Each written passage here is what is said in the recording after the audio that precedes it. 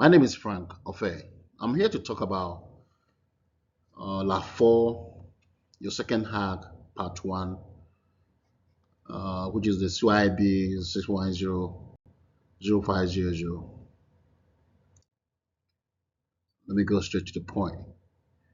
I'm here to talk about the floor, hypothesis, methodology, and initial.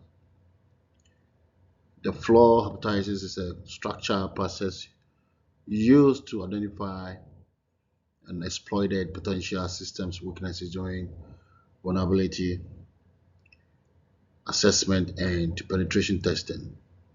It involves systematically hypothesis and testing for flaws in system designs.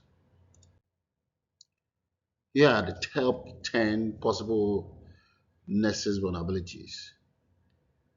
The SQL injection enable attackers to run unauthorized SQL command on database. The weak password policy users simply use to gain access, increasing the risk of unauthorized access. The cross request forgery, the CSRC, um, enable unauthorized action to be performed on behalf of authenticated users.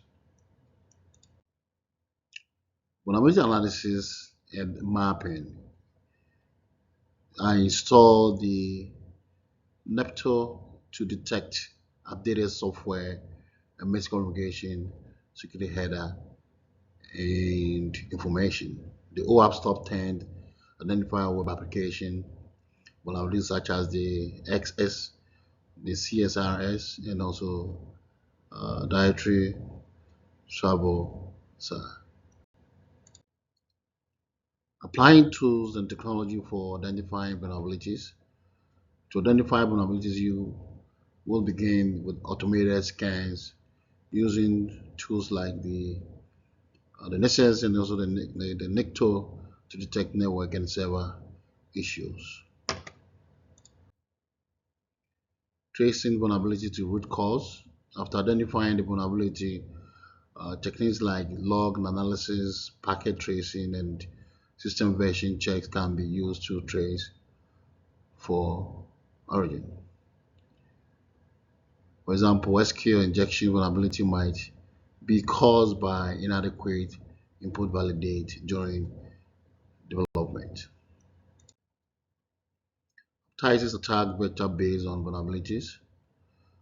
Based on the identifying vulnerabilities, potential attack vectors could privilege escalation in the system with misconfiguration access control and SQL injection in web application with insufficient input validation.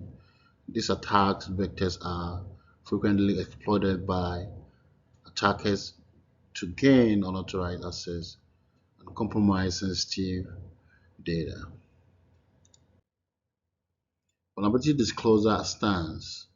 Vulnerability disclosure stance as follows: responsible practice by first reporting findings directly to the affected organization, providing them with sufficient time to address the resolve the issue before making any public announcement. Ethic and legal guidance recommend granting organization to a reasonable time frame, typically around 90 days, to implement patches or mitigation to prevent potential exploitation. Selected vulnerabilities hypothesis root cause research. The SQL injection vulnerability likely arises from insufficient input sensitizations in the web application cores, allowing unsafe con concatenation of user apply input into SQL inquiries.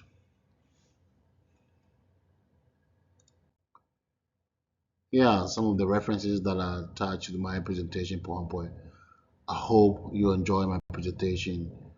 Talk to you soon. Bye bye.